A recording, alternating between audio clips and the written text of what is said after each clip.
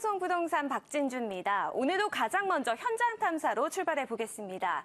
국내 최대 복합 유통단지로 조성 중이던 양재동의 파이시티 사업이 결국 무산됐습니다. 이 사업 추진을 한 지 10여 년 만의 일이었는데요.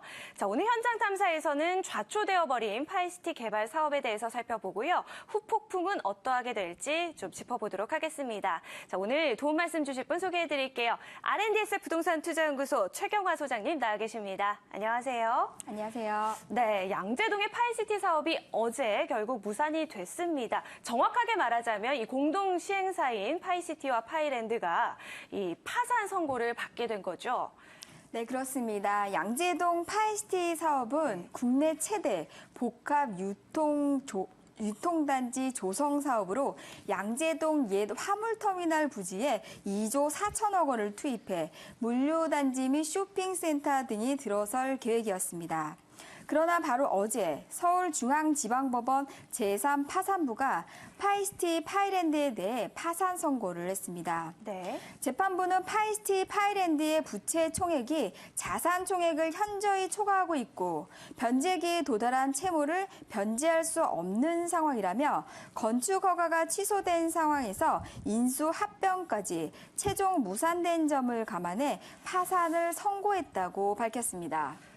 그렇군요. 자, 사실 양재동 파이시티 개발 사업 지난 10여 년간 정말 많은 위기가 있었습니다. 자, 그간의 과정을 제가 간략하게 하나의 표로 정리를 해봤는데요. 자, 일단 추진이 시작이 된 거는 2003년으로 거슬러 올라가게 됩니다. 워낙 수익성이 좋을 것으로 전망이 됐던 사업이었는데요.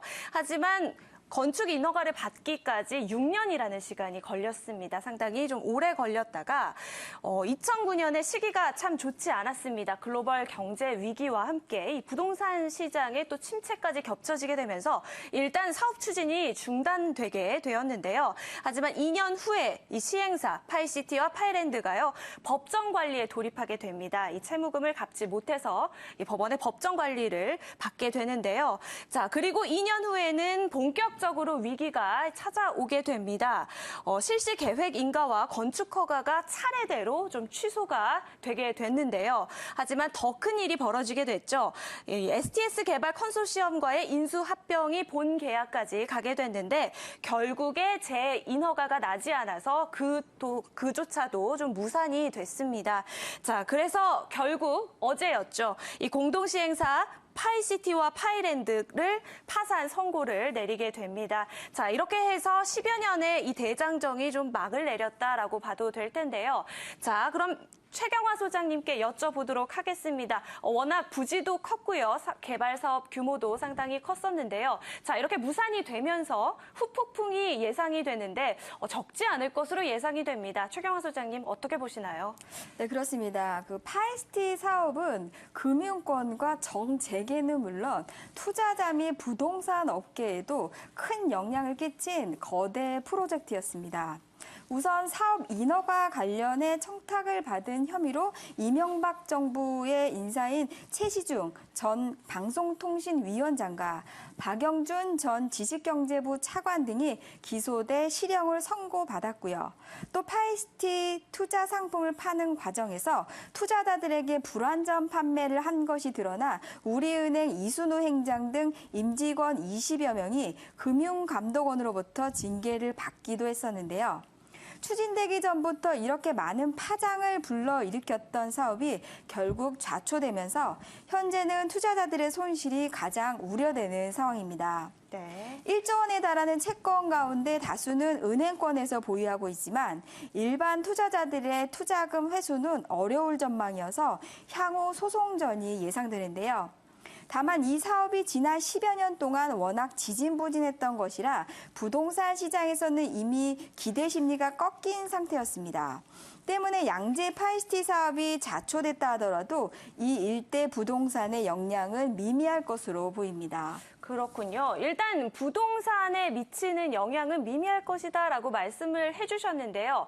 일반 투자자들의 줄 소송은 예상이 되고요. 또 큰 대출금을 담당했던 현대백화점도 지금 항고를 준비하고 있다는 소식도 접했습니다. 자, 그렇다면 한 가지 문제를 더 짚어보고 싶은데요. 바로 이 개발 사업이 추진이 됐던 그 부지입니다. 상당히 넓은 부지가 이 개발 사업을 준비하고 있었는데요. 한순간에 무용지물이 됐습니다. 자, 이 땅은 어떻게 흘러가게 될까요?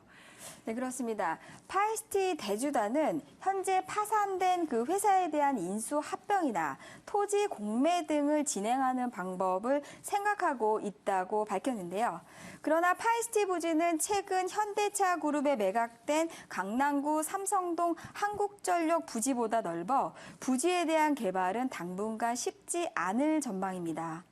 양재 파이시티는 강남의 한 축을 만들 수 있는 개발 사업으로 많은 기대를 모았으나 이번 파산 결정으로 다시 원점으로 사업을 계획해야 하는 상황이 되었는데요.